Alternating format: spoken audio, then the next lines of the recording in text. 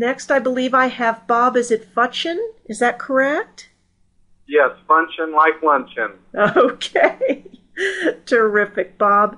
Well, why don't you tell us about where you're from and about your son? Okay, we live in Wichita, Kansas. Alex was born in Arizona, but we moved to Wichita about 20 years ago. Alex, boy, just like all the other parents, there's so many things you could say about Alex.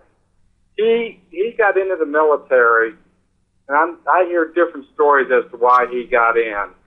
One of his best friends, actually his best friend, said that Alex wanted to be in the military since he was in the 8th grade.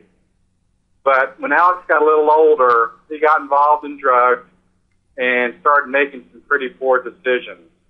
And his mother and I encouraged him to get into the military as a way to go to a place where he could straighten his life out. So different stories as to why he got in. And did he go straight out of high school, Bob? Well, he dropped out of high school. Interesting, as a second semester senior. And he drifted around for about 6 months. And actually the court system got involved, and we told the judge that we were going to get him into the military. So he was in the military about 6 months after high school. And I'm sure that turned him around very, very quickly. Well, there's a funny story, one of many. He resisted his drill sergeants in basic very much. Okay. Until about 6 weeks into it, he realized that these guys went home to their families every night, and they were there in the morning before he woke up, and he could outwork them in every physical testing and mental testing that there was. And it's like the light switch went off, and he said, I better listen to these guys. They know what they're doing. So something triggered it at that point. It did. What do you think the word patriot became to your son? I think it grew over time, and it's not really a word that we talked about, because as I saw it, he had limited his options, and that's why he chose the Army. Mm-hmm. And actually, that's all he could get in was the Army. But I think as he was over there and served with men who, like himself, maybe they saw it earlier than he did, but he realized he was doing things not only for his country, but for the men he was serving with on a daily basis. And I believe that was important. Do you think he found mentors with the men that he worked with? I think he did. He was the type of person that was real likable. And so it's easy for older people to like him.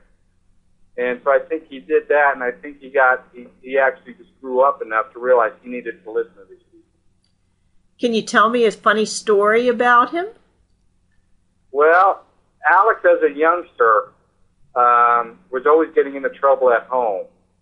And one of the things we did to get his attention was to not allow him to watch TV for a few days when he did something he shouldn't do.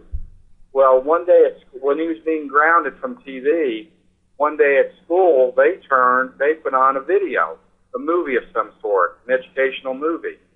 Well, he promptly turned his desk around without telling the teacher why. And then the teacher said, well, Alex, why'd you turn your desk around? He said, well, I'm not allowed to watch TV. Yeah.